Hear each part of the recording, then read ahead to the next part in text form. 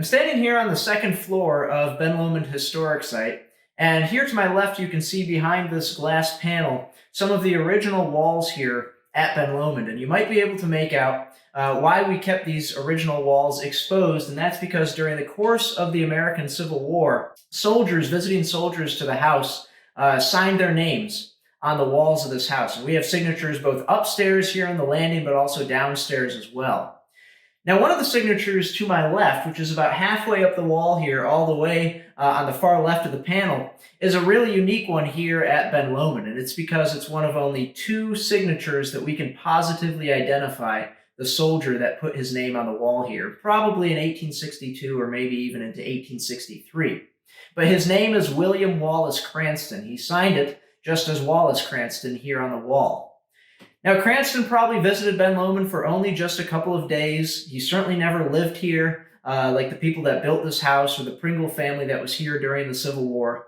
Nonetheless, he left his mark forever on the walls of this house. Cranston was originally from Ohio and enlisted in the Union Army towards the beginning of the American Civil War. Again, probably came here in either 1862 or 1863, somewhere in the middle of the war, and he signed his name right here on the walls of the house. The other really unique thing about Cranston is we know more about him than just he was here at Ben Lomond and he signed his name on the walls of the house. In a later battle in the Civil War in May of 1863, Wallace Cranston and three of his comrades were positioned behind Union breastworks, or earthworks, just a protective fortification for those Union soldiers. And out about 75 yards in front of them, they heard the groans of a wounded enemy officer, a Confederate officer. And a Union general told some of his men that if they had volunteered to go out and grab this man, and if they dropped their guns, dropped their ammunition boxes, and went out with no weapons at all, that they might be able to grab this wounded Confederate officer and bring him back to the Union lines, where the Union soldiers could get information from him, but also care for a dying soul.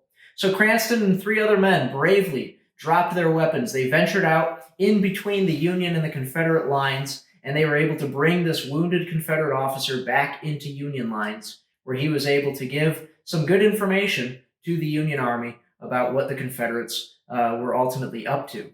For that action, Cranston would eventually receive the Congressional Medal of Honor, the highest military honor that the United States government can award to one of its soldiers. Now you'll be able to, like William Wallace Cranston and so many other soldiers did here, you'll be able to sign your names as well, not on a wall of a house such as this, but onto your assignment here, onto that piece of paper, and you too can write some graffiti just as Civil War soldiers did here at Ben Lomond in 1862.